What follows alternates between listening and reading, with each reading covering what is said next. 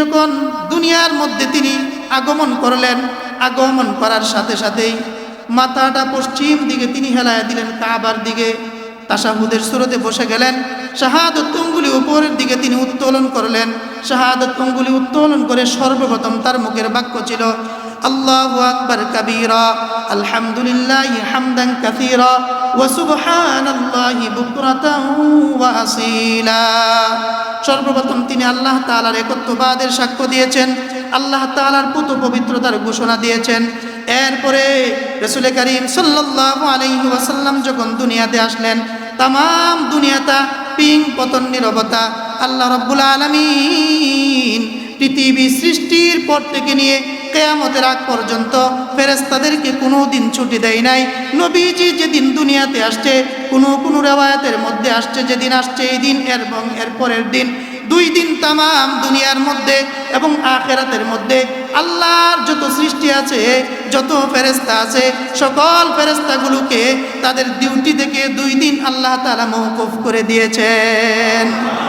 এই 2 দিন সকল ফেরেশতাগুলোকে আল্লাহ রাব্বুল আলামিন বলে দিলেন, আমি এমন একজন মহামানব, আমি যাকে সৃষ্টি না করলে কুল কায়নাত সৃষ্টি করতাম না, কাউকে বানাইতাম না, আদমকে বানাইতাম না, আদম থেকে নিয়ে নূহ পর্যন্ত যত পয়গম্বর আছে কাউকে বানাইতাম না, জান্নাত বানাইতাম না, জাহান্নাম বানাইতাম না, আরশ বানাইতাম না, লৌহ কুরসি কোনো কিছুই বানাইতাম না, মক্কা বানাইতাম না, মদিনা বানাইতাম না। এই সবগুলো আমি যার জন্য বানিয়েছি, তিনি যেহেতু দুনিয়াতে আসবে শুধু আনন্দ উদযাপনের জন্য, শুধুমাত্র খুশি হওয়ার জন্য, হুল্লুল করার জন্য, ফাল্যাফরাহু বিযালিকা, তোমরা আনন্দিত হওয়ার জন্য আমি আল্লাহ তোমাদেরকে 2 দিনের ছুটি দিয়া দিলাম। রাসূল করিম সাল্লাল্লাহু আলাইহি ওয়াসাল্লাম দুনিয়াতে আসছে, আমেনার চোখ দিয়া পানি পড়তেছে, আমেনা কাটতেছে, হাইরে আমার সন্তান দুনিয়াতে আসছে। এমত অবস্থায় আজকে যদি আব্দুল্লাহ বেঁচে থাকতো, সন্তানকে কুলে নিত, মক্কার অলিতে গলিতে ঘুরতো আর আনন্দ উদযাপন করত। আল্লাহ রাব্বুল আলামিন খাজা আব্দুল মুত্তালিবকে এই বিষয়টা যখন জানায়া দিল, আমেনা কেন কাঁদে? খাজা আব্দুল মুত্তালিব জিজ্ঞাসা করছে, মা কাঁদো কেন তুমি? বলে আব্দুল্লাহ নাই। তো আব্দুল্লাহ নাই তো কি হয়েছে? আল্লাহ রাব্বুল আলামিন আমার নাতির স্বয়ং সম্পূর্ণ পরিপূর্ণ দায়িত্ব রব্বুল আলামিন তিনি নিজে নিয়েছেন। আল্লাহ রাব্বুল আলামিন খাজা আব্দুল মুত্তালিবকে এইভাবে ইশারা করে তাকে জানিয়ে দিলেন, আব্দুল্লাহ নাই, আমি রব্বুল আলামিন আছি। আব্দুল্লাহর জন্য মুহাম্মদকে বানাই নাই। ইল্লা রাহমাতাল লিল আলামিন। وقال النبي صلى الله تعالى عليه وسلم لا يؤمن أحدكم حتى أكون أحب إليه من والده وولده والناس أجمعين. وقال رسول الله صلى الله عليه وسلم بعثت معلما، أو كما قال النبي عليه الصلاة والسلام. اللهم صل على محمد وعلى آل محمد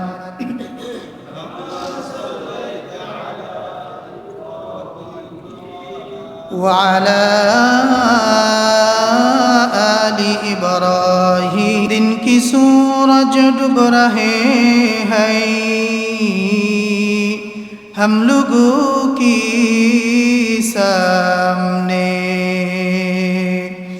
रोज महशर किया जवाब होगा मुस्तफा की सामने. बलगल उला बिकमालिही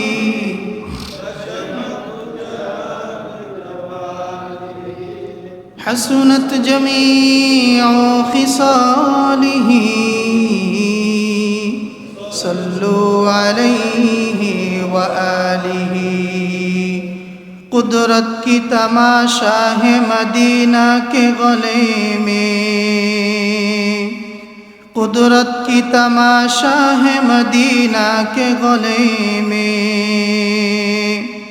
जन्नत की नमूना है मदीना के गले में. दिल ही नहीं जो न झुके सूए मदीना वो दिल ही नहीं जो न झुके सूए मदीना वो सिर ही नहीं जो न हो कुर्बान मुहम्मद वो सिर ही नहीं जो न हो कुर्बान मुहम्मद नासिह ने ज़बा खोले मेरी तो आनिदनी पर अल्लाह भी हो खुद आशिक़ रसूल अरबी पर अल्लाह भी हो खुद आशिक़ रसूल अरबी पर साहिल से लगा दे मुझे इश्क़ों की सफ़ीना साहिल से लगा दे मुझे इश्क़ों की सफ़ीना आँखों से दिखा दे मुझे मक्का व मदीना आँखों से दिखा दे मुझे मक्का व मदीना آمنت بالله صدق الله مولانا العظيم وصدق رسوله النبي الأمي الكريم ونحن على ذلك لمن الشاهدين والذاكرين والحمد لله رب العالمين الحمد لله شكر شكريا আদায় করি পড়ি আলহামদুলিল্লাহ মোহতারাম হাজিরিন আমি আপনাদের সামনে কালামুল্লাহ শরীফ 3 নম্বর পারার 13 নম্বর পৃষ্ঠার 2 নম্বর আয়াতে কারিমা সূরা আলে ইমরানের 31 নম্বর আয়াতে কারিমা তেলাওয়াত করেছি রাসূল করিম সাল্লাল্লাহু আলাইহি ওয়াসাল্লামের অসংখ্য অগণিত হাদিসগুলো থেকে 2টি হাদিসের টুকরা বিশেষ পাঠ করেছি তেলাওয়াতকৃত হাদিস এবং আয়াতগুলোকে সামনে রেখে রাসূল করিম সাল্লাল্লাহু আলাইহি ওয়াসাল্লামের বিলাদাত তথা মিলাদ এক কথায় নবীজির জন্ম সম্পর্কে আলোচনা করার চেষ্টা করব ইনশাআল্লাহ জন্ম অনেক পরে জন্মের আগে যেই সকল ঘটনাগুলো ঘটেছিল যেই মুজিজাগুলো প্রকাশ পেয়েছিল আমরা চেষ্টা করব সেইগুলো থেকে আলোচনা করার ইনশাআল্লাহ আল্লাহ পাক আমাদের সকলকে অন্তরের অন্তঃস্থল দিয়ে দিলের কান দিয়ে রাসূল করিম সাল্লাল্লাহু আলাইহি ওয়াসাল্লামের ইশক ও ভালোবাসা এবং মহব্বত অন্তরে জায়গা দিয়ে শোনার সেই অনুযায়ী যেন আমাদের ভবিষ্যৎ জিন্দেগি গঠন করতে পারি পরিবার সাজাইতে পারি আল্লাহ যেন আমাদের তৌফিক দান করে আমরা বলি আমিন মোহতারাম হাজিরিন আল্লাহ রাব্বুল আলামিন এই পৃথিবীর মধ্যে যা কিছু আছে এক কথায় যত মাখলুক তিনি সৃষ্টি করেছেন এই সব মাখলুকগুলো সৃষ্টি করার একমাত্র লক্ষ্য উদ্দেশ্য হচ্ছে রাসূল করিম সাল্লাল্লাহু আলাইহি ওয়াসাল্লাম নবীজির নাম শোনার সাথে সাথেই সাল্লাল্লাহু আলাইহি ওয়াসাল্লাম পড়ব আমরা ইনশাআল্লাহ রাসূল করিম সাল্লাল্লাহু আলাইহি ওয়াসাল্লামকে যদি আল্লাহ রাব্বুল আলামিন সৃষ্টি না করতেন তাহলে কুল কায়নাত কোনো কিছুই বানাইতেন না এই কথা আল্লাহ রাব্বুল আলামিন কোরআনুল কারীমের মধ্যে সূরা কাহফের মধ্যে এক জায়গার মধ্যে বলেছেন তাছাড়া কোরআনুল কারীমের মধ্যে আরো কয়েক জায়গায় তিনি আলোচনা করেছেন যে আমি এই আসমান জমিন এই নবমণ্ডল ভূমণ্ডল এই নবমণ্ডল এবং ভূমণ্ডলের মধ্যবর্তী স্থানের মধ্যে যা কিছু আছে এই সব কিছু আমি সৃজন করেছি সৃষ্টি করেছি জিনত দিয়েছি সৌন্দর্যমণ্ডিত করেছি এর একমাত্র উদ্দেশ্য হচ্ছে আমার প্রিয়তম হাবিব আকায়ে নামদার তাজদারে মদিনা মুহাম্মদ আরবি সাল্লাল্লাহু আলাইহি ওয়াসাল্লামকে সৃষ্টি করব এই জন্যই আগে দুনিয়াটাকে আমি সাজাইছি আপনারা আমার কথা বুঝে থাকলে উত্তর দিবেন আমরা যখন দুনিয়াবি নিজাম অনুযায়ী পাত্রীপক্ষ এবং বরপক্ষ দুই পক্ষের মধ্যে কথোপকথন হয় স্বাভাবিক সামাজিক নিয়মে যখন বিয়ে শাদী হয় এর আগে উভয় পক্ষের মধ্যে অনেক আলোচনা পর্যালোচনা হয় দেখা বোঝাশোনা অনেক কিছু হয় না হয় এরপরে নাকি ডাইরেক্ট প্রথম দিনে আলোচনার প্রারম্ভেই সবার আগে জামাই উপস্থিত হয়ে যা আগে না সব কিছু এই দিক দিয়ে দুনু বাড়িতে দুনু জায়গার মধ্যে দুনু জায়গা বলতে আল্লাহ তাআলা বুঝিয়েছেন দুনিয়া এবং আখিরাত ইহকাল এবং পরকাল এই দুনুটা জগৎকে আল্লাহ তাআলা বিবাহের অনুষ্ঠানের সাথে যদি আমরা উদ্ধৃতি দিয়ে তার উদাহরণটা পেশ করতে পারি, তাহলে এইভাবে বলতে পারি, উভয় বাড়িতে আগে একেবারে পিনপন নীরবতা, দুনো বাড়ি সুসজ্জিত অবস্থায়, সুরভিত অবস্থায়, একেবারে লাল গালিচার অভ্যর্থনা যার জন্য অপেক্ষা করে, দুনো বাড়িতেই যখন পুরা প্রস্তুতি নিয়ে একেবারে প্রস্তুতি সম্পন্ন শেষ করে ফেলে এক বাড়ি থেকে আরেক বাড়িতে জানিয়ে দেওয়া হয়, আমরা পূর্ণ প্রস্তুত, আপনারা এখন আসতে পারেন। ঠিক না? কনে পক্ষের পক্ষ থেকে এই মর্মে ছেলে পক্ষদেরকে বলে দেওয়া হয়।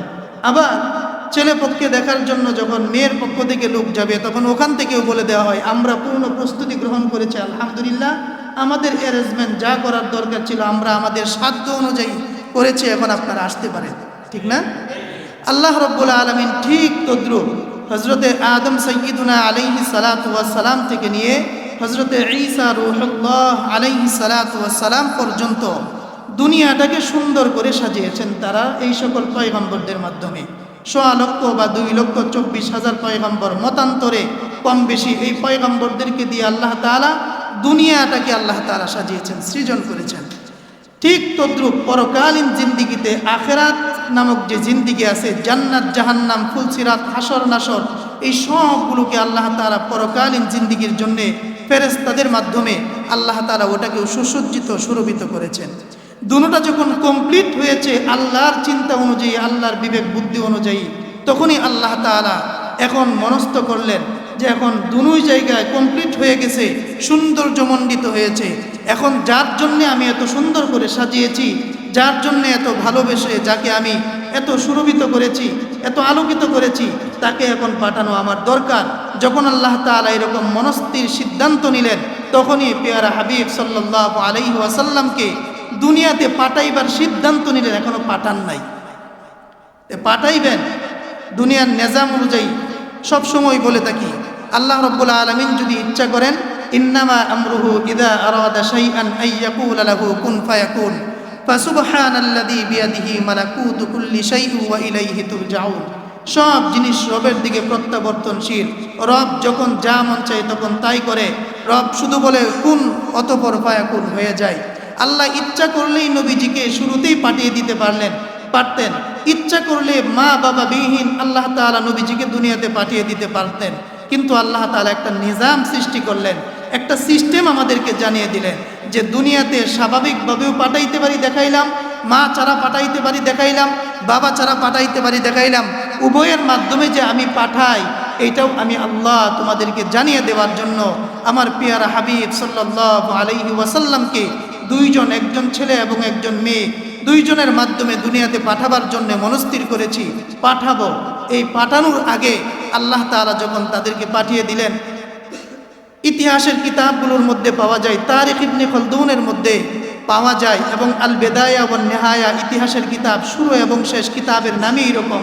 এই কিতাবগুলো ঘাটলে বিভিন্ন ইতিহাসের মধ্যে পাওয়া যায় রাসূল করিম সাল্লাল্লাহু আলাইহি ওয়াসাল্লামের আব্বা আব্দুল্লাহ যখন বিবাহ করে নাই, এমত অবস্থায় তিনি যখন ঘর থেকে বের হইয়া মক্কার অলিতে গলিতে কোথাও যদি ঘুরতে বের হইতেন, তাহলে মক্কার সব রমণীরা সিরিয়াল দইরা আব্দুল্লাহর দিকে তাকায়া থাকতো এবং সকলকে হযরত রাসূল করিম সাল্লাল্লাহু আলাইহি ওয়াসাল্লামের বাবার কাছে নিজেদেরকে সমর্পণ করত।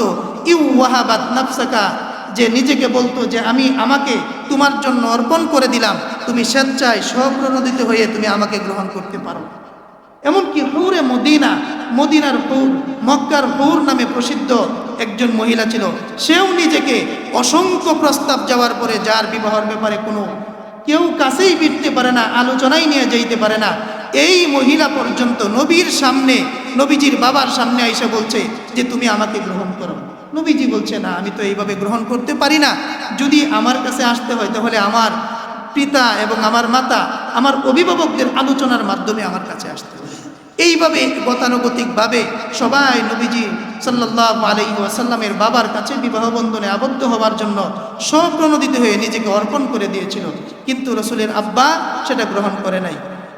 ইতিমধ্যেই আব্দুল্লাহ যখন বিবাহ শাদীতে আবদ্ধ হয়ে গেল, আব্দে মুনাফের বংশের মেয়ে আমেনাকে যখন বিবাহ শাদীতে আবদ্ধ করে ফেলল, এরপরে আব্দুল্লাহ যখন ঘর থেকে বের হয়, আর মক্কার মদিনার কোনো রমণীরাই আর কোনোদিন তাকে অর্পণ করবে তো দূরের কথা, তার দিকে ফিরেও তাকায় না।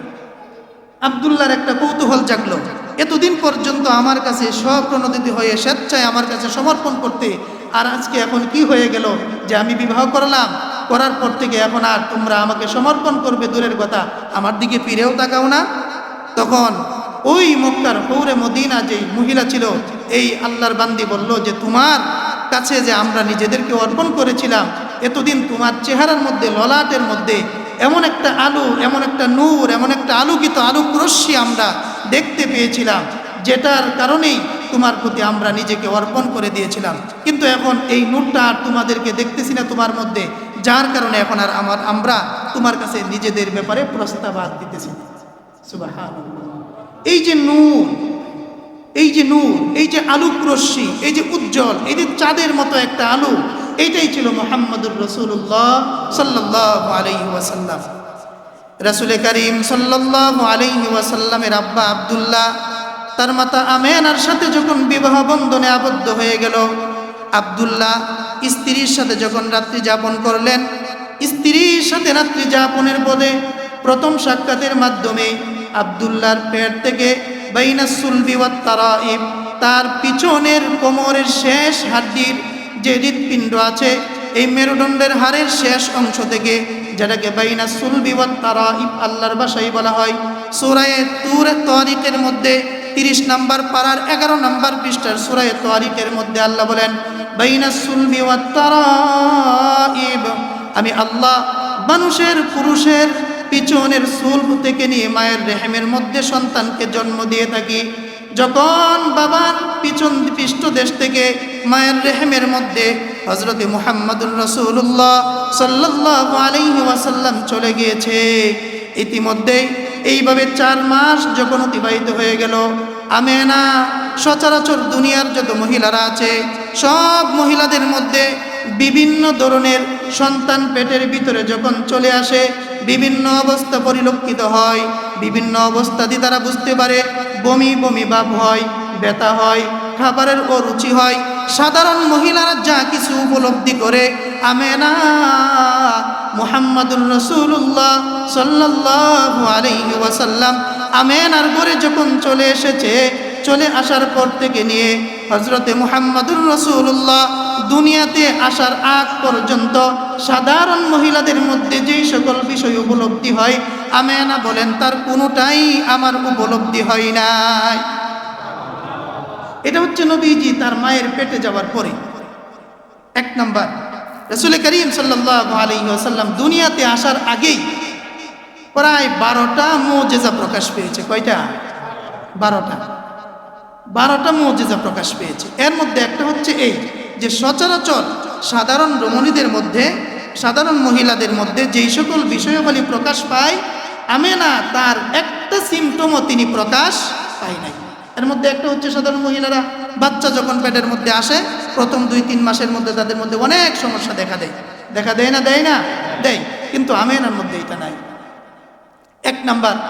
এরপরে আমেনা চলতেছে, এদিক দিয়ে 4 মাস যখন তার মায়ের পেটে সন্তান আসছে, এমত অবস্থায় রাসূলের বাবা আব্দুল্লাহ তিনি শামে ব্যবসার উদ্দেশ্যে যাওয়ার পথে, ব্যবসায়ী কাফেলা নিয়ে যখন ফেরার পথে আসতেছিল, ইতিমধ্যে রাস্তায় ইন্তেকাল করেছে। তাহলে দুনিয়াতে নবীজি আসার আগেই পিতৃহারা হয়ে গেলেন, ঠিক না? পিতৃহারা হয়ে গেলেন। 4 মাস যখন মায়ের পেটে বয়স, তখনই বাবা হারা হয়ে গেলেন।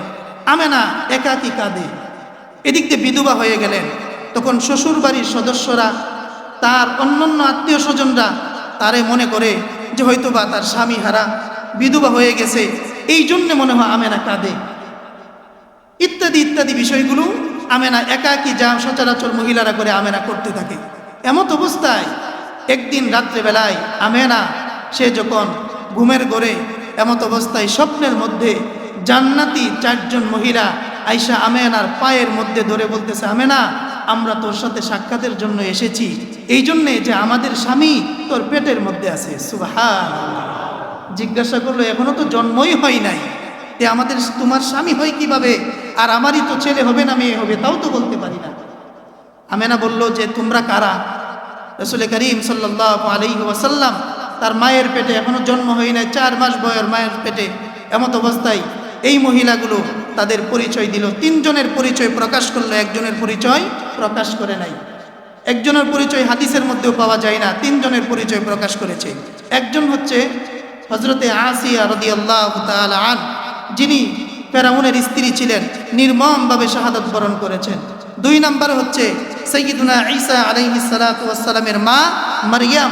তিন নম্বরে হচ্ছে হযরতে মূসা আলাইহিস সালাতু ওয়াস সালামকে যখন বাক্সর ভিতরে ভরে নদীর মধ্যে ভাসিয়ে দিয়েছিল, পিছনে পিছনে তার যে বোন এসেছিল নদীর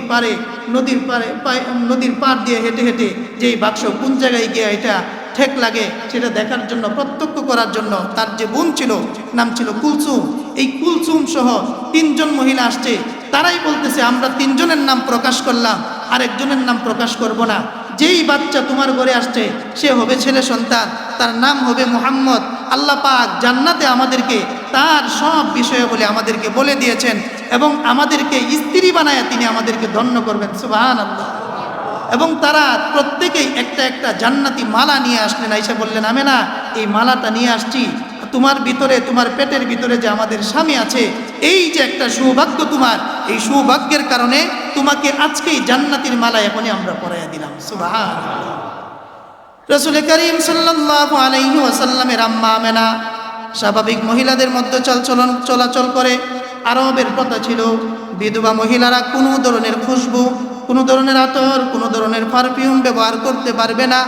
আমেনা যেই দিক দিয়ে যায়, যেই গোসলখানার মধ্য থেকে বের হয়, আমেনা যেখানেই থুতু নিক্ষেপ করে, আমেনা যেই কাজ করুক না কেন সব কাজ থেকে তার মধ্য থেকে পারফিউম এমনভাবে ব্যবহার হয়, এমনভাবে ঘ্রাণ চতুর্দিকে ছড়িয়ে পড়ে।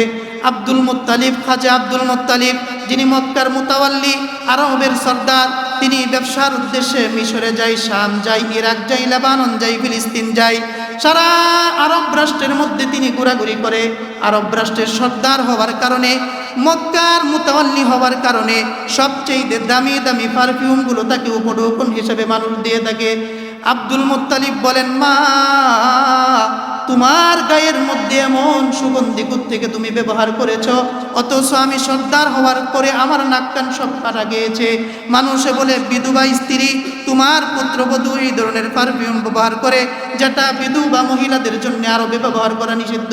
করো তো ভালো কথা, এত সুন্দর পারফিউম আমি ব্যবহার করার পরেও আমার শরীর থেকে এত ঘ্রাণ বের হয় না, তোমার শরীর থেকে এত ঘ্রাণ থেকে বের হয়। শাশুড় শ্বশুর শাশুড়ি যখন পরামর্শ করলো, আমেনাকে সামনে এনে যখন জিজ্ঞাসা করলো, আমেনা তৎক্ষণাৎ তার শ্বশুর শাশুড়িকে বলে উঠলো, আব্বা আম্মা আমিও তো এই কথা আমার নিজের মধ্যেও প্রশ্ন জাগে, কিন্তু আমি কার কাছে প্রশ্ন প্রকাশ করব, কার কাছে উত্তর চাইব? আমি আপনাদের কাছে আপনাদের প্রশ্নের উত্তর আমার মুখ থেকে আপনাদের সামনে থুতু নিক্ষেপ করলাম। থুতু নিক্ষেপ করতে দেরি হলো, পুরাটা রুম এবং বাহিরে ভিতরে পুরাটা এমন পারফিউম আর এমন সুঘ্রাণে সুরভিত হয়ে গেল। খাজা আব্দুল মুত্তালিব বলেন, আমার জন্মের পর থেকে নিয়ে আজ অবধি এমন সুঘ্রাণ আমি কোনোদিন পাই নাই। এটাই হচ্ছে মুহাম্মদুর রাসূলুল্লাহ সাল্লাল্লাহু আলাইহি ওয়াসাল্লাম তার মায়ের পেটে যে আসছিলেন, এই কারণেই আল্লাহ তাআলা তার ভিতরে এমন দিলেন। আমেনা বলেন, আমার ভিতরে যেটা আছে সেটার ঘ্রাণ আমার কোনো ঘ্রাণ না, আমার কোনো ঘ্রাণ না, আমার পেটের ভিতরে যা আছে এটার ঘ্রাণ। নবীজি দুনিয়াতে আসে নাই, কিন্তু মনে রাখবেন প্রথম পর্ব এটা, নবীজির জন্মের প্রথম পর্ব, নবীজি এখনো দুনিয়াতে আসে নাই, এইভাবে ঘ্রাণ বের হয়েছে ইত্যাদি। রাসূল করিম সাল্লাল্লাহু আলাইহি ওয়াসাল্লামের মা আমেনা কূপ থেকে, মক্কার পাশেই জমজম, তার পাশে আরো কূপ আছে, বীরে শিফা, বীরে মাউনা ইত্যাদি ইত্যাদি অনেক কূপ আছে। ইত্যাদি কূপ থেকে যখন আরবের প্রথা অনুযায়ী সকলেই সেখান থেকে বিশুদ্ধ পানি পান করার জন্য যখন নিয়ে আসতে যাবে, এমত অবস্থায় সবাই সব রমণীরাই কূপের একেবারে শেষ অংশে থাকে পানি, ওখান থেকে রশির সাহায্যে অথবা বর্তনের সাহায্যে, ওখান থেকে রিতিলের সাহায্যে পানি উত্তোলন করে তারপরে সকলের যে বাসনগুলো আছে, মশগুলো আছে, সবগুলো ভরে তারপরে বাড়িতে নিয়ে যাইতে হয়।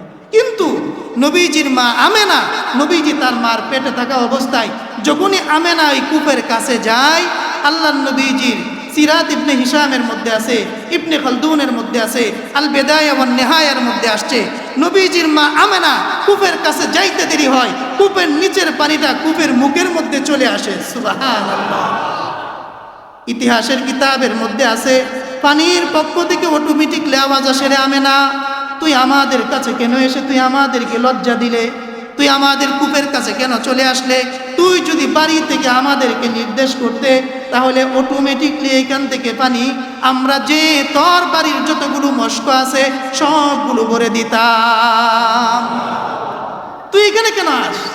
তুই অনুমতি দিলে আমাদেরকে যদি বলতে যে আমার পানির দরকার, কারণ এটা তোর কোনো কেরামত না, এটা তোর কোনো মুআজিজা না, এটা তোর কোনো ক্রেডিট না, কারণ তোর ভিতরে যে জিনিসটা আছে ওইটার ক্রেডিট। এটা এমন একটা জিনিস আল্লাহ তাআলা ম্যাগনেট তোকে দিয়েছে, এটার টানে এবং এটার আকর্ষণে আমরা যাইতে বাধ্য থাকিব।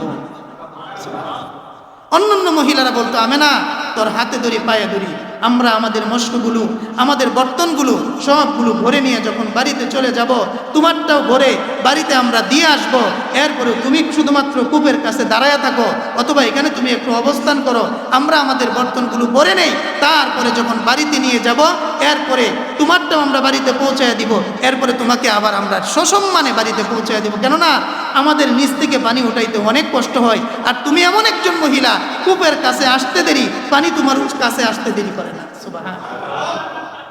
সেই নবীর উম্মত আমরা। কোন নবীর উম্মত? এই নবীর উম্মত। নবীজি কিন্তু এখনো আসে নাই। এইভাবে চলতে লাগলো। রাসূল করিম সাল্লাল্লাহু আলাইহি ওয়াসাল্লামের মা আমেনা এইভাবে 10 মাস পূর্ণ হয়ে গেল। যখন সময় পূর্ণ হয়ে গেল, দুনিয়াতে যখন আসবেন, এমত অবস্থায় দুনিয়া দিন এবং রাত দুই জায়গার মধ্যে লাগছে দ্বন্দ্ব। দিন বলে আমার মধ্যে আসতে হবে এটা, আর রাত বলে না এইরকম মহামানব আসবে তো আমার সূচনা লগ্নে আসতে হবে, আমার মধ্যে তার জন্ম হোক, তাহলে আমি বলতে পারবো যে পিয়ারা হাবিব সাইয়্যিদুল মুরসালিন মুহাম্মাদুর রাসূলুল্লাহ আমার দিনের মধ্যে জন্মগ্রহণ করেছে। আর রাত্রে বলতেছে যে যদি রাত্রের মধ্যে আসে তাহলে আমি বলতে পারবো নবীজি আমার সময় এসেছে। ছোট্ট একটা ঘটনা, উস্তুয়ানা নায়ে হান্নানা, মানে উটের আওয়াজ, উট কাঁদে, কিন্তু মানুষ যেইভাবে কাঁদে উট এইভাবে হেনহেনানি, উট এইভাবে কাঁদে। রাসূল করিম সাল্লাল্লাহু আলাইহি ওয়াসাল্লামের যারা উমরা করার জন্য বা হজ করার জন্য রিয়াজুল জান্নায় প্রবেশ করেছেন, একটা হচ্ছে বয়ানের মিম্বর আর একটা হচ্ছে খুতবার মিম্বর, দুইটা মিম্বর। হাসান ইবনে সাবিত রাদিয়াল্লাহু তাআলা আনহুকে ছোট্ট একটা মিম্বর আছে, ওই মিম্বরের মধ্যে নবীজির বিপক্ষে কুফফারে কুরাইশরা যখন বিভিন্ন নিন্দা ছড়াইতো, এই নিন্দার প্রতিবাদ করার জন্যে হাসান ইবনে সাবিত রাদিয়াল্লাহু তাআলা আনহু তিনি সুন্দর সুললিত কণ্ঠে এবং ফসিহুল আরব বিশুদ্ধ আরবি কবিতার মাধ্যমে সেই সব নিন্দার জবাব দিতেন হাসান ইবনে সাবিত। এই যে মিম্বরটা, এইটার বরাবর একটা কুটি আছে সামনের দিকে, এই কুটির মধ্যে আগে নবীজি হেলান দিয়ে খুতবা দিতেন। এই কুটি যখন একজন মিস্ত্রির পক্ষ থেকে প্রস্তাব গেল যে নবীজি আপনি এরকম মরা একটা খাটের উপর হেলান দিয়ে খুতবা দেন, এটা কষ্ট লাগে, আমি সুন্দর মিস্ত্রি, আমি সুন্দর করে মিম্বর বানাইতে পারি, একটা মিম্বর বানিয়ে দিব যেটার মধ্যে আপনি বসে খুতবা দিবেন। এক পর্যায়ে নবীজি তারটার মধ্যে রাজি হইল, এই কুটির সাথে কুটিকে বলল ঠিক আছে, কুটির থেকে তিনি নিজেকে সরাইয়া নিলেন।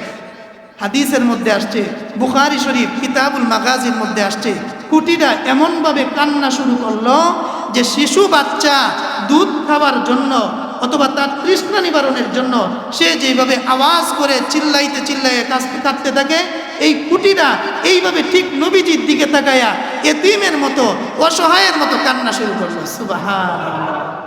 নবীজি তখন তাকে জড়ায়া ধরলেন, বললেন তুই কাঁদুস কেন? বলে নবীজি এখন তো সুন্দর মিম্বর পাই আমাকে ভুলে গেলেন। নবীজিকে তখন সান্ত্বনা দিয়ে, নবীজির মুজিজা এটা, নবীজি তখন তাকে সান্ত্বনা দিয়ে বলল যা, আমি তোকে এখান থেকে সরাবো না, তুই এখানেই থাকবি, কিয়ামতে তুই জীবিত হবে, তোর ঘরের তোর মধ্যে ফল আসবে, খেজুর আসবে, এবং তুই একটা খেজুর গাছ মরা যেটা তুই আমার সাথে জান্নাতে যাবে। সুবহানাল্লাহ। নবীজি যখন তাকে এই গ্যারেন্টি এবং ওয়ারেন্টি দিল, এরপরে তার কান্না থামছে এবং এই গাছটাও জান্নাতে যাবে। সুবহানাল্লাহ। নবীজি সেই ব্যক্তি। নবীজি এমন যে আপনার গুই সাপ আবু জেহেল মাদারিকুন নবুওয়া কিতাবের মধ্যে আসছে, নবীজির মুজিজা নামক যে কিতাব, ওই কিতাবের মধ্যে আসছে যে গুই সাপ এটাকে হত্যা করে পুটলা করে ব্যাগের মধ্যে ভরে তারপরে যখন নিয়ে যাইতেছে, আবু জেহেল বলতেছে, মুহাম্মদ আজকে তোমাকে একটা পরীক্ষা করব, এই পরীক্ষায় যদি তুমি উত্তীর্ণ হতে পারো তাহলে আমি তোমার উপর ঈমান আনব। সুবহানাল্লাহ। কিন্তু আসলে তো বাটপার, বিশ্ব বাটপার, শুধু বাটপার, বিশ্ব বাটপার। এর বংশধর আছে না এখনো? বহুত আছে। হুজুর যদি বুঝাইতে পারেন তাহলে বুঝবো এবং ইসলাম মানবো, সেই অনুযায়ী চলার চেষ্টা করব। সম্পূর্ণ এইগুলো আবু জেহেলের প্রেতাত্মা, তার উত্তরসূরি, বুঝে, সবই জানে, সবই বুঝে, সব ঠিক আছে, কিন্তু মানে না, আছে না? এগুলো মুহাম্মদুর রাসূলুল্লাহর আলোচনা শুনতে খুব মজা লাগে, শুনতে মজা লাগে, বলতেও ভালো লাগে, কিন্তু তার মতো জিন্দিগি গঠন করার মধ্যে নাই। আছে না এরকম? আছে। শুধু শুনলেই হবে নাকি নিজের জিন্দিগিতে ফিট করতে হবে? এই জীবন ঈশের জীবন নাকি আর একটা জীবন আছে? আছে। রাসূল করিম সাল্লাল্লাহু আলাইহি ওয়াসাল্লাম যখন মার পেট থেকে দুনিয়াতে আসবেন, এমত অবস্থায় দিন এবং রাত্রির মধ্যে যখন তর্ক, আল্লাহ তাআলা সমাধান করে দিলেন। সুবহে সাদেক এমন একটা সময়, না রাত্র না দিন, রাত্রের শেষ অংশ, দিনের শুরুর অংশ, আল্লাহ তাআলা সমাধান দিয়ে এই সময়ের মধ্যে নবীজিকে পাঠাইলেন।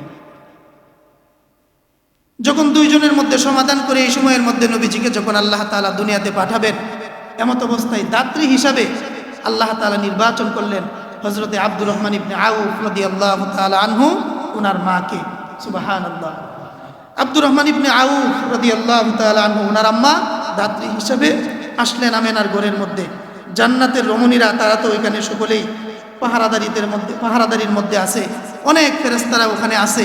এই সব কিছুর মধ্যে স্বাভাবিকভাবে দুনিয়াতে সন্তানগুলো আসার সময় কাঁদে, দুনিয়াতে আসে তারা মহিলাযুক্ত অবস্থায়। রাসূল করিম সাল্লাল্লাহু আলাইহি ওয়াসাল্লাম সম্পূর্ণ অস্বাভাবিক, খতনাকৃত অবস্থায়, মাথা আসার সাথে সাথে খতনাকৃত অবস্থায় ছিল। তার মা কোনো ব্যথা অনুভব করে নাই। সচরাচর মহিলাদের রক্ত নির্গত হয়, রাসূল দুনিয়াতে আসছেন, কোনো রক্ত নির্গত হয় নাই। এমত অবস্থায় দুনিয়াতে যখন নবীজি আসলেন, আসার সাথে সাথেই আব্দুর রহমান ইবনে আউফ রাদিয়াল্লাহু তাআলা আনহু, ওনার মা তাকে সুন্দর করে কুলের মধ্যে নিলেন। এই কুলের বরকত কি পরিমাণ হয়েছে! আব্দুর রহমান ইবনে আউফ রাদিয়াল্লাহু তাআলা আনহু উনি যখন ইন্তেকাল করেন, এমত অবস্থায় তার শুধুমাত্র জমানো সম্পদ, যেই পরিমাণ সম্পদ তার শুধুমাত্র গোডাউনের মধ্যে সঞ্চিত ছিল, ইতিহাসের কিতাবের মধ্যে পাওয়া যায় 37 লক্ষ কোটি দিনার অথবা দিরহাম, 37 লক্ষ কোটি দিনার অথবা দিরহাম তার গোডাউনের মধ্যে শুধু সঞ্চিত অবস্থায় ছিল। এত আস্তে সুবহানাল্লাহ। এটা কিসের বরকত?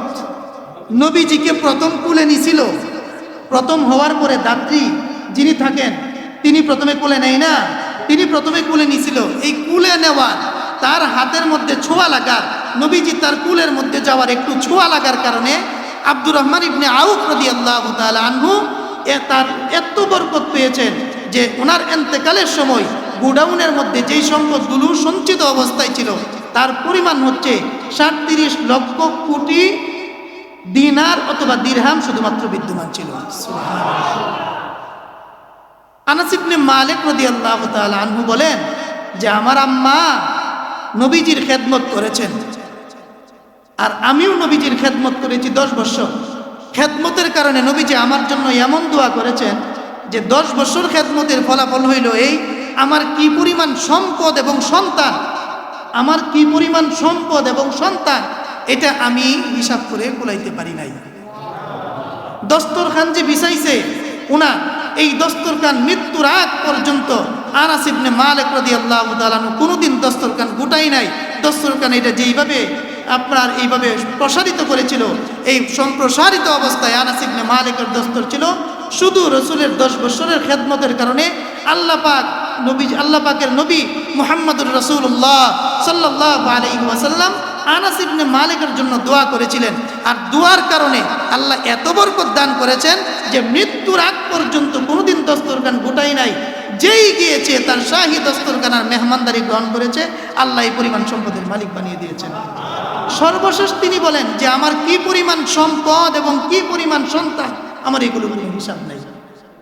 সুবহানাল্লাহ।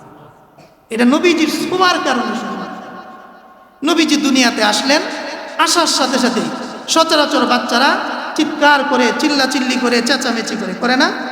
নবীজি যখন দুনিয়াতে আসলেন, নবীজি স্বাভাবিকভাবে আমেনার ঘর থেকে যখন দুনিয়ার মধ্যে তিনি আগমন করলেন, আগমন করার সাথে সাথেই মাথাটা পশ্চিম দিকে তিনি হেলায়া দিলেন কাবার দিকে, তাশাহুদের সুরতে বসে গেলেন। শাহাদত আঙ্গুলি উপরের দিকে তিনি উত্তোলন করলেন। শাহাদত আঙ্গুলি উত্তোলন করে সর্বপ্রথম তার মুখের বাক্য ছিল আল্লাহু আকবার কাবীরা, আলহামদুলিল্লাহি হামদান কাসীরা ওয়া সুবহানাল্লাহি বুকরাতান ওয়া আসীলা। সর্বপ্রথম তিনি আল্লাহ তাআলার একত্ববাদের সাক্ষ্য দিয়েছেন, আল্লাহ তাআলার পুত পবিত্রতার ঘোষণা দিয়েছেন। এরপরে রাসূল করিম সাল্লাল্লাহু আলাইহি ওয়াসাল্লাম যখন দুনিয়াতে আসলেন, তামাম দুনিয়াটা পিং পতন নীরবতা। আল্লাহ রাব্বুল আলামিন পৃথিবী সৃষ্টির পর থেকে নিয়ে কিয়ামতের আগ পর্যন্ত ফেরেশতাদেরকে কোনো দিন ছুটি দেয় নাই। নবীজি যেদিন দুনিয়াতে আসছে, কোনো রিওয়ায়াতের মধ্যে আসছে যেদিন আসছে এই দিন এবং এর পরের দিন, 2 দিন তামাম দুনিয়ার মধ্যে এবং আখিরাতের মধ্যে আল্লাহর যত সৃষ্টি আছে, যত ফেরেশতা আছে, সকল ফেরেশতাগুলোকে তাদের ডিউটি থেকে 2 দিন আল্লাহ তাআলা মওকুফ করে দিয়েছেন। এই 2 দিন সকল ফেরেশতাগুলোকে আল্লাহ রাব্বুল আলামিন বলে দিলেন, আমি এমন একজন মহামানব, আমি যাকে সৃষ্টি না করলে কুল কায়নাত সৃষ্টি করতাম না, কাউকে বানাইতাম না, আদমকে বানাইতাম না, আদম থেকে নিয়ে নূহ পর্যন্ত যত পয়গম্বর আছে কাউকে বানাইতাম না, জান্নাত বানাইতাম না, জাহান্নাম বানাইতাম না, আরশ বানাইতাম না, লৌহ কুরসি কোনো কিছুই বানাইতাম না, মক্কা বানাইতাম না, মদিনা বানাইতাম না। এই সবগুলো আমি যার জন্য বানিয়েছি, তিনি যেহেতু দুনিয়াতে আসবে শুধু আনন্দ উদযাপনের জন্য, শুধুমাত্র খুশি হওয়ার জন্য, হুল্লুল করার জন্য, ফাল্যাফরাহু ফাবিযালিকা, তোমরা আনন্দিত হওয়ার জন্য আমি আল্লাহ তোমাদেরকে 2 দিনের ছুটি দিয়া দিলাম। রাসূল করিম সাল্লাল্লাহু আলাইহি ওয়াসাল্লাম দুনিয়াতে আসছে, আমেনার চোখ দিয়া পানি পড়তেছে, আমেনা কাটতেছে, হাইরে আমার সন্তান দুনিয়াতে আসছে। এমত অবস্থায় আজকে যদি আব্দুল্লাহ বেঁচে থাকতো, সন্তানকে কুলে নিত, মক্কার অলিতে গলিতে ঘুরতো আর আনন্দ উদযাপন করত। আল্লাহ রাব্বুল আলামিন খাজা আব্দুল মুত্তালিবকে এই বিষয়টা যখন জানায় দিল, আমেনা কেন কাঁদে? খাজা আব্দুল মুত্তালিব জিজ্ঞাসা করছে, মা কাঁদো কেন তুমি? বলে আব্দুল্লাহ নাই। তো আব্দুল্লাহ নাই তো কি হয়েছে? আল্লাহ রাব্বুল আলামিন আমার নাতির স্বয়ং সম্পূর্ণ পরিপূর্ণ দায়িত্ব রব্বুল আলামিন তিনি নিজে নিয়েছেন। আল্লাহ রব্বুল আলামিন খাজা আব্দুল মুত্তালিবকে এইভাবে ইশারা করে তাকে জানিয়ে দিলেন, আব্দুল্লাহ নাই, আমি রব্বুল আলামিন আছি। আব্দুল্লাহর জন্য মুহাম্মদকে বানাই নাই, আমি আল্লাহর জন্য মুহাম্মদকে বানিয়েছি, আমি স্বয়ং আল্লাহ। আব্দুল্লাহ তো যদি বেঁচে থাকতো, এই মুহাম্মদকে মক্কার 2টা বড় বড় শহর আছে, বড় বড় 2টা মেলা হয়, উকাস এবং মাজান্না, সর্বোচ্চ উকাস এবং মাজান্নার বাজারের মধ্যে নিয়ে যাইতো, ওখানে খেলনা কিনে দিত, ঘুরাইতো। আমি স্বয়ং আল্লাহ আমার কুদরতি আঙ্গুলের মধ্যে ধরায়া আমার পেয়ারা হাবিবকে দুনিয়া দেখাবো, জান্নাত জাহান্নাম দেখাবো। দেখাইতে দেখাইতে প্রথম আসমান, দ্বিতীয় আসমান, তৃতীয় আসমান, চতুর্থ আসমান, পঞ্চম, সপ্তম, এরপরে আরশ, কুরসি, লৌহ কলম, দুনিয়া থেকে নিয়ে মসজিদে আকসা থেকে নিয়ে একেবারেই সব কিছু দেখানোর পরে, জান্নাত জাহান্নাম দেখানোর পরে, আমি আমার হাবিব, আমি আমার দোস্ত, আমি আমার জাগরে দোস্ত, আমি আমার কলিজার টুকরাটা, এটাকে আমি আমার কাছে নিয়ে আসবো। আরশে কুরসি লৌহ কলম সব তরফ করে, যেখানে জিব্রাইল আসতে পারে না, মিকাইল আসতে পারে না, আজরাইল আসতে পারে না, ইসরাফিল আসতে পারবে না, কোনো ফেরেশতা আসার কোনো সুযোগ নাই, কোনো পয়গম্বর আসার সুযোগ নাই। সব কিছু আমি আমার হাবিবকে দেখায়া আমার কাছে বসায়া, ফাকানা কাবা কাউসাইনি আও আদনা, দনুকের 2টা মাথা যেইভাবে লাগালাগি হয়ে যায়, আমি আমার হাবিবকে সব কিছু দেখায়া আমার কাছে বসায়া আমার হাবিবের সাথে আমি কথোপকথন করব, খেলবো। যা কোনো নবীরে আমি দেই নাই। আদমকে এটা দেই নাই, মুসাকে দেই নাই, ঈসাকে দেই নাই, ইদ্রিসকে দেই নাই, সুলাইমানকে দেই নাই, ইউসুফকে দেই নাই, ইসমাইলকে দেই নাই, কাউকে জানা দিছি সবের জন্য আমার হাবিবকে এত কাছে নিয়ে আসব। নিয়ে আসতে আসতে প্রথমে মক্কাতে জন্ম, মসজিদে আকসাতে নিয়ে আসব, নবীদেরকে নিয়ে আসব, সব নবীরা অপেক্ষা করবে, সব নবীরা বলবে আহলান সাহলান মারহাবাম বিকুম ইয়া দুয়ুবানাল কিরাম। আজকের এই দিনে লক্ষ লক্ষ পয়গম্বর মসজিদে আকসার মধ্যে কার জন্য অপেক্ষা করে? এই দিক দিয়ে রাস্তা কেন রাখা হইল? এমন কোন মহামানব এখানে আসবে? আমেনা তুই কাঁদিস কেন? আমি তোর করে যাকে দিয়েছি এটা তো দুনিয়ার একটা নিজাম রক্ষা করেছি, কিন্তু তোর কাছে তো আমি তাকে রাখবো না, তোর কাছে সাময়িকভাবে দিলাম, 6 বৎসরের সময় তোকেও দুনিয়া থেকে নিয়ে আসবো, কিন্তু এর পূর্ণ অভিভাবকত্ব আমি রব্বুল আলামিন দায়িত্ব নিয়েছি। মক্কাতে তাকে রাখবো না, মদিনায় তাকে রাখবো না, আরশের মধ্যে রাখবো না, এমন জায়গার মধ্যে রাখবো আমি থাকবো আরশে আজিমে, আমার হাবিব থাকবে মাকামে মাহমুদের মধ্যে। সুবহানাল্লাহ। আমি আরশের মধ্যে থাকবো, আমার হাবিব মাকামে মাহমুদের মধ্যে আমার পাশে থাকবে। আমার হাবিব, কোন পয়গম্বর জান্নাতে যাইতে পারবে না, কোন উম্মত জান্নাতে যাইতে পারবে না, কেউ পারবে না। আমি তোকে যা দিয়েছি এটা আগে জান্নাতে যাবে, জান্নাত প্রদর্শন করবে, জান্নাতের কোনো ত্রুটি বিচ্যুতি ধরা পড়লে তা পরিলক্ষিত হইলে ওইগুলো সংশোধনী দেওয়া হবে। এরপরে আমার হাবিব যদি বলে হ্যাঁ এই জান্নাতে প্রবেশ করা যায়, তাহলে শুধু হাবিব প্রবেশ করবে, উদ্বোধন হবে, তেলাওয়াত হবে, আনন্দ হবে, উৎসব হবে, অন্যান্য পয়গম্বররা তারপরে জান্নাতে প্রবেশ করতে পারবে। সুবহানাল্লাহ। আব্দুল্লাহ নাই তো কি হয়েছে রে আমেনা? আব্দুল্লাহ নাই। খাজা আব্দুল মুত্তালিব হেরামের চত্বরে নবীজিকে কুলে নিয়ে যখন ঘুরতেছিলেন, মক্কার গিলাফ ধরে যখন বলতেছিলেন আল্লাহ ও কাবার মালিক রব্বে কাবা কুস্তু রব্বিল কাবা, আল্লাহ তুমি এটা কি দিয়েছ? এই সন্তান যখন ভূমিষ্ঠ হয়েছিল, ভূমিষ্ঠ হওয়ার সাথে সাথেই যখন সুয়াইবা নামক দাসী আবুল আহাবের, সে যখন গিয়া বলল আবুল আহাব শুনেছ তোমার যে ভাই ছিল আব্দুল্লাহ, তার স্ত্রী ছিল আমেনা, সে ছিল প্রেগনেন্ট, সে ছিল গর্ভবতী, এই মহিলার ঘর থেকে তো সন্তান হয়েছে, এই সন্তানটা এত সুন্দর, এত সুরভিত, এত সুসজ্জিত, এত মার্জিত হওয়ার সাথে সাথেই দুনিয়ার সকল সন্তানরা যেইভাবে দুনিয়াতে আসে সম্পূর্ণ ব্যতিক্রমভাবে এসেছে, তোমার ভাতিজা হয়েছে। এই কথা শোনার সাথে সাথেই কুরসির উপরে এইভাবে আবুল আহাব বসা ছিল। সংবাদ দেওয়ার সাথে সাথেই আবুল আহাব বলছে সুহাইবা তুই কি সত্য সংবাদ দিয়েছিস আমাকে? সুহাইবা বলে আমি তোমার সাথে মস্করা করতেছি, তোমার ভাতিজা হয়েছে। এই কথা বলার সাথে সাথে আবুল আহাব শাহাদত আঙ্গুলি দিয়ে ইশারা করে বলল যা আজকে থেকে তুই আজাদ হয়ে গেলি। কাফের, মুশরিক, মূর্তি পূজক, নবীজির প্রতি তার ভালোবাসা, শিশু নবীর প্রতি তার ভালোবাসা, এখনো শিশু মাত্র জন্ম হয়েছে, আর বয়স্ক হওয়ার পরে তো আরো অনেক ঘটনা আছে, আছে না নবীজি? আছে। এরপরে নবীজি যখন আসলেন, আল্লাহ তাআলা তাম দুনিয়ার সব কিছু, উটগুলো, উমর রাদিয়াল্লাহু তাআলা আনহুর এক গোলাম ছিলেন, তিনি বলেন আমি সেই দিন উট চড়াইতেছিলাম মাঠের মধ্যে। নবীজির জন্মের সময় আমার যে উটগুলো ছিল সচরাচর স্বাভাবিকভাবে খাবার গ্রহণ করে অনেক কিছু খাইতে থাকে, কিন্তু এমন একটা সময় চলে আসলো যে সারাটা দিন উটগুলোর মুখের মধ্যে কেমন হাসি ছিল, কানগুলো কেমনভাবে দুলতেছিল, তাদের পিছনের লেজটা কিভাবে উড়াইতেছিল, কেমন যেন তারা নবীজির আগমনের মাতোয়ারা, নবীজির আগমনের বার্তা শুনে আনন্দে মাতোয়ারা হয়ে তারা নিজেদের মধ্যে লাফালাফি করতেছিল। সুবহানাল্লাহ। কুল কায়নাত বুঝতে পারতেছেন না, নবীজির জন্মের কারণে ফেরেশতাদেরকে আল্লাহ তাআলা সব ডিউটি অফ রেখে 2 দিনের ছুটি দিয়ে দিলেন। এমন কোন পয়গম্বরকে আজও পর্যন্ত পেয়েছেন যে পয়গম্বরের কারণে যে আল্লাহ তাআলা কোনোদিন ফেরেশতাদেরকে ছুটি দিয়েছেন? কোথাও এই ঘটনা নাই। আসমানি যত কিতাব আছে, জিবরাইল আলাইহিস সালাতু ওয়াস সালাম এই কিতাব নিয়ে এসেছেন, তারা নির্ধারিত একটা জায়গার মধ্যে অবস্থান করতেন। এই জিবরাইল আলাইহিস সালাতু ওয়াস সালাম এই ওহী নিয়ে আসতেন ঠিক, কিন্তু যেখানে মুসা আলাইহিস সালাতু ওয়াস সালাম কে ওহী নিয়ে আসতেন, আল্লাহর কাছ থেকে ওহী আনতেন, কিন্তু সব পয়গম্বররা এইভাবে চলতো, আদম থেকে নিয়ে ঈসা পর্যন্ত। আর মুহাম্মদুর রাসূলুল্লাহ তার বিষয়টা সম্পূর্ণ বিপরীত। তিনি হচ্ছেন মুহাম্মদুর রাসূলুল্লাহ আর কোরআন হচ্ছেন কালামুল্লাহ। মুহাম্মদ সাল্লাল্লাহু আলাইহি ওয়াসাল্লাম মক্কায়, ওহী যায় মক্কায়, মুহাম্মদ মদিনায়, ওহী যায় মদিনায়, মুহাম্মদ গারে সূরের মধ্যে, ওহী যায় গারে সূরের মধ্যে, মুহাম্মদ জাবালে নূরের মধ্যে, ওহী যায় জাবালে নূরের মধ্যে, মুহাম্মদ তায়েফের ময়দানে, ওহী যায় তায়েফের ময়দানে, মুহাম্মদ বদরের যুদ্ধে, ওহী যায় বদরের যুদ্ধে, মুহাম্মদ উহুদ পাহাড়ে, মুহাম্মদের কাছে ওহী যায় উহুদ পাহাড়ের কাছে, মুহাম্মদ যায় খন্দকের মধ্যে, তার পিছনে পিছনে ওহী যায় খন্দকের যুদ্ধের মধ্যে, মুহাম্মদ সাল্লাল্লাহু আলাইহি ওয়াসাল্লাম তিনি যায় খাইবরে, ওহী তার পিছনে যায়। মুহাম্মদ কোনোদিন ওহীর পিছনে ছুটে নাই, মুহাম্মদের পিছনে ওহী ছুটেছে। সুবহানাল্লাহ। সেই নবীর উম্মত আমরা, সেই নবীর উম্মত আমরা।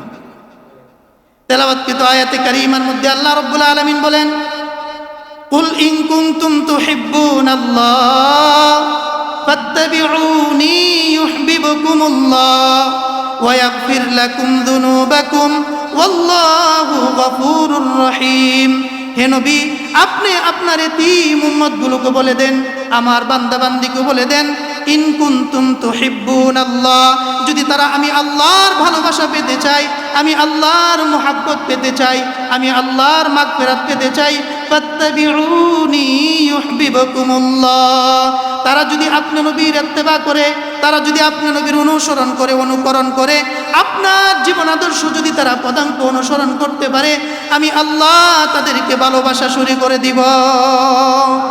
আয়াতের মধ্যে এখানেই শেষ করে নাই, আল্লাহ বলেন ইউহিব্বুকুমুল্লাহ ওয়া ইয়াগফির লাকুম যুনুবাকুম, আমি আল্লাহ তাদের জিন্দেগীর সব গুনাহগুলো ক্ষমা করে দিব।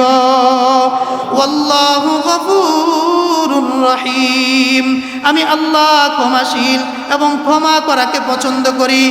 সূরা আলে ইমরানের 31 নম্বর আয়াতের মধ্যে এটা বলেন। সূরা আম্বিয়া 17 নম্বর পারার 10 নম্বর পৃষ্ঠার মাঝামাঝি 107 নম্বর আয়াতের মধ্যে আল্লাহ বলেন, ওয়ামা আরসালনাকা ইল্লা রাহমাতাল লিল আলামিন। সুবহানাল্লাহ। আল্লাহ বলেন, হে নবী, আমি আপনাকে পাঠিয়েছি দুনিয়ার মধ্যে তামাম দুনিয়ার জগৎবাসীর জন্যে, আমি আপনাকে পাঠিয়েছি রহমত হিসাবে। সুবহানাল্লাহ। নবী রাহমাতাল লিল আলামিন। কুরআনুল কারীম সূরা মুমতাহিনা 28 নম্বর পারার 5 নম্বর 7 নম্বর পৃষ্ঠার মধ্যে আল্লাহ বলেন, লাকাদ কানা লাকুম ফি রাসূলিল্লাহি উসওয়াতুন হাসানা লিমান কানা ইয়ারজুল্লাহা ওয়াল ইয়াউমাল আখির ওয়া মান ইয়াতাওয়াল্লা ফাইন্নাল্লাহা হুয়াল গনিয়্যুল হামিদ। কুরআনুল কারীমের মধ্যে জায়গায় জায়গায় আল্লাহ তাআলা নবীর মর্যাদা, নবীর শারাফাত, নবীর যে আল্লাহ তাআলা শ্রেষ্ঠত্ব দিয়েছেন, এই সব বিষয় সম্পর্কে আল্লাহ তাআলা আলোচনা করেছেন। সূরা দুহার মধ্যে আল্লাহ নবীজিকে সর্বশেষ আল্লাহ তাআলা বলেন, নবীজি, আমি আপনাকে পয়দা করেছি, আমি আল্লাহ আপনাকে বানিয়েছি, আমি আল্লাহ কুল কায়নাত কাউকে বানাইতাম না, শুধু আপনার জন্য বানিয়েছি, এমনভাবে বানিয়েছি আপনি যা চাবেন আমি আল্লাহ স্বয়ং তা দিতে আপনাকে বাধ্য থাকব। এটার প্রমাণ দিবেন মাকামে মাহমুদের মধ্যে। তাহলে আল্লাহ তাআলা নবীজিকে এইভাবে পাঠাইলেন। নবীজি দুনিয়াতে আসছেন, আসার পরে আমেনার মনটা একটু বেজার খারাপ কাটতেছিল, তখন আল্লাহ তাআলা ইশারা করে বললেন যে, আমেনা, আব্দুল্লাহ নাই তো কি হয়েছে, এই মুহাম্মদের যাবতীয় দায়িত্ব, তার রক্ষণাবেক্ষণ, এই সবগুলো কে নিয়ে নিলাম? জুড়ে বলেন। আল্লাহ বলছেন এই সব দায়িত্ব আমি নিয়ে নিলাম, এই আমি নিয়ে নিলাম। এখন ইনশাআল্লাহ আল্লাহ তাআলা দায়িত্ব নবীজির ভিতরে রহমত ঢুকাবেন, মাগফিরাত ঢুকাবেন, এই সব কিছু নবীজির অন্তরটাকে সবকে সদর করবেন। আস্তে আস্তে শিশু থেকে এখন নবীজি বড় হওয়া শুরু হবে ইনশাআল্লাহ। আগামী সপ্তাহে এই ব্যাপারে আলোচনা হবে ইনশাআল্লাহ। এখান থেকে আল্লাহ পাক আমাদের সকলকে